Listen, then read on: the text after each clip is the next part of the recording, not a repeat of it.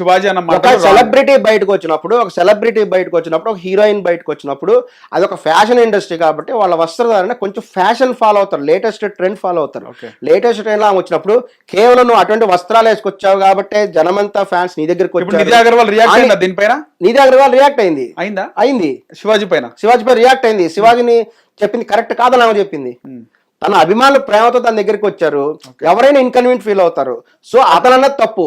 కేవలం చీరలోనే అందంగా ఉంటారు, వేరే సామాన్లు చూపిస్తే అందంగా ఉంటారనే పదం అతను ఉపయోగించాడు.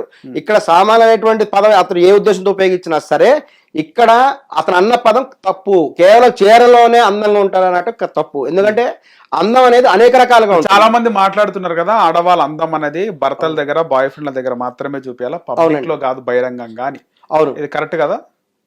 మీరు అన్నది ఒక మామూలు స్థాయి గృహిణికి వర్తిస్తుంది. అది ఒక సెలబ్రిటీ, ఆమె ఒక హీరోయిన్స్ ఉంటారు, హీరోయిన్లు మరి మగవాళ్ళు కూడా సిక్స్ ప్యాక్లు చూపిస్తున్నారు కదా. ఈ మధ్య హీరోలందరూ సిక్స్ ప్యాక్ చూపించి మరి బాహుబలిలో ప్రభాస్ గారు తన శరీరం చూపించలేదా? అది ఎక్స్పోజింగ్ కదా. వివక్షత చూపించొద్దు అక్కడ, అమ్మాయి అబ్బాయి అని కదా, వివక్షత చూపించొద్దు, అది వివక్షతే. మరి బాహుబలిలో ప్రభాస్ చొక్కా మొత్తం మా బాడీ అంతా విప్పుకొని చూపిస్తాడు కదా, అది వివక్షత కదా. ఆయన ఎక్స్పోజింగ్ చేయలేదా? మరి మహిళలనే ఎందుకు ఎక్స్పోజింగ్ అంటున్నారు, మగవాళ్ళని ఎందుకు ఎక్స్పోజింగ్ అనలేదు? సిక్స్ ప్యాక్ అనేది ఉంటుంది, వాళ్ళు ఉండేటువంటి ఏజ్ ను బట్టి వయసును బట్టి ఉంటుంది. ఎవరికైనా సిక్స్ ప్యాక్ ఉండొచ్చు ప్రయత్నం చేస్తే. ఉండండి, అలా కాదు. ఇక్కడ జరిగింది ఏంటంటే అతను కేవలము అతను సిక్స్ ప్యాక్ అంటే ప్రొఫెషన్ బట్టండి. ఇప్పుడు కొన్ని ఉద్యోగాలు ఉంటాయి, వాటికి రన్నింగ్ చేయాలి, ఫిజికల్ కొన్ని ఉద్యోగాలు ఉంటాయి. ఆర్మీ ఉద్యోగం, పోలీస్ ఉద్యోగం ఉంటుంది, ఏంటో ఒక సినిమా హీరో అవ్వాలనుకుంటారు.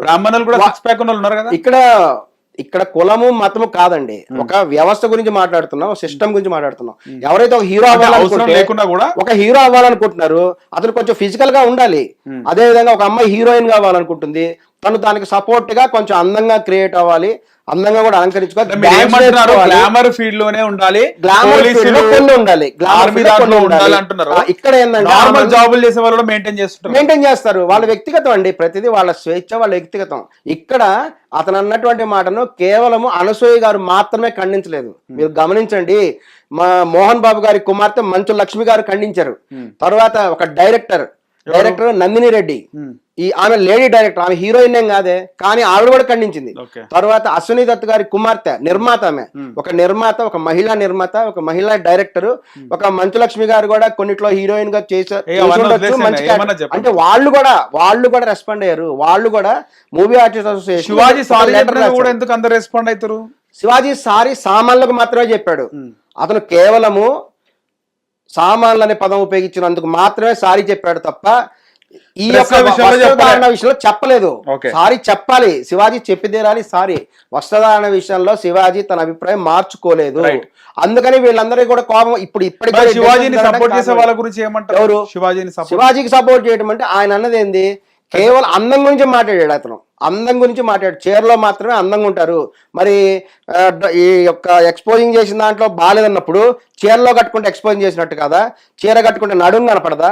చీర కట్టుకుంటే కూడా దానికి చీర కట్టుకుంటే కూడా ఎక్స్పోజింగ్ అని అంటారండి. చీర కట్టుకొని బొడ్డు కిందకు చీర కట్టారా, బొడ్డు పైకి కట్టారా అనేది ఒక పెద్ద టాపిక్ ఉంది చీరలో. ఒకప్పుడు దాని గురించి డిస్కస్ జరిగింది.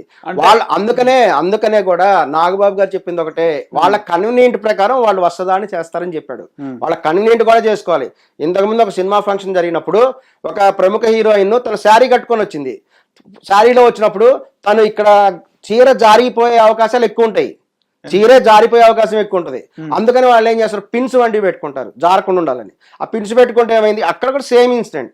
అభిమానులందరూ రాగానే ఈ యొక్క క్రౌడ్ ఎక్కువ అవడం వల్ల ఒక అతను చీర పట్టుకొని ఇలా అనేటప్పటికి అక్కడ పిన్ను ఊడిపోయి జాకెట్ కూడా చినిగిపోయింది. అది ఇంకా భయంకరమైన అనుభవం. కొంతకాల క్రితం జరిగిన ఇన్సిడెంట్. ఒక ప్రముఖ హీరోయిన్ పేరు, మరి ఆవిడ పేరు చెప్పదలుచుకోలేదు, ఎందుకంటే అది ఎవరు ఇప్పుడు మన తెలుగు హీరోయిన్. ఆమె చెప్పినటువంటి చేదు అనుభవం అది. చీర కట్టుకుంటే కూడా చాలా సమస్యలు ఉంటాయండి. అక్కడ ఏంటంటే ఆర్గనైజర్స్ సరిగ్గా ఆర్గనైజ్ చేయాలి. ఇంతమంది క్రౌడ్ వస్తారు కాబట్టి ఉండాలి. అటువంటిప్పుడు ఇది కేవలము ఉమెన్స్ మీదే ఎందుకు అంటున్నారు? మేల్ ఫీమేల్ డిస్క్రిమినేషన్ ఉండద్దు. ఈ రోజున చట్ట ప్రకారం ఆడవాళ్ళు మగవాళ్ళు సమానమే. మరి ఇటువంటి శివాజీ గారు అన్నారు. మరి రీసెంట్ గా బాలకృష్ణ గారి ఫంక్షన్ జరిగిందండి. బాలకృష్ణ గారి ఫంక్షన్ జరిగింది. అఖండ టూ జరిగినప్పుడు బాలకృష్ణ గారు కూడా వచ్చారు. వచ్చినప్పుడు తన పైన కండువా వేసింది. అతను వచ్చినప్పుడు అతని దగ్గర కూడా ఫ్యాన్స్ వచ్చారు.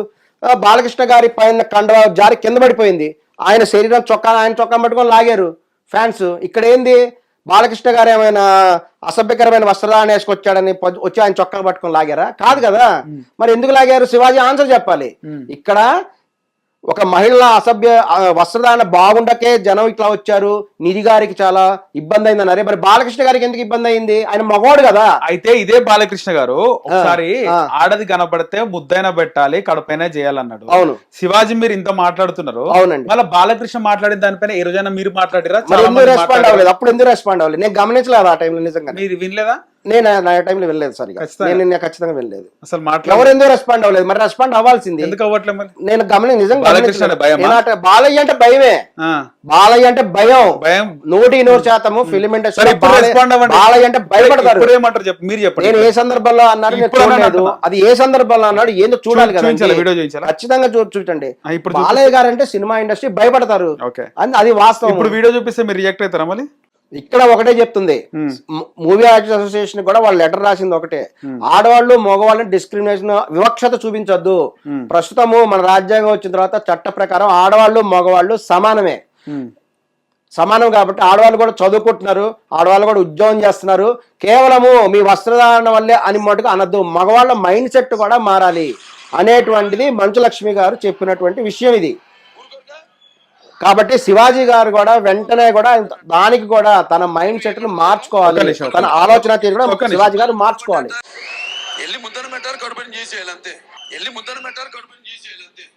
ఆయన ఏ సందర్భంలో అన్నారు, ఏ ఫంక్షన్ లో అన్నారు?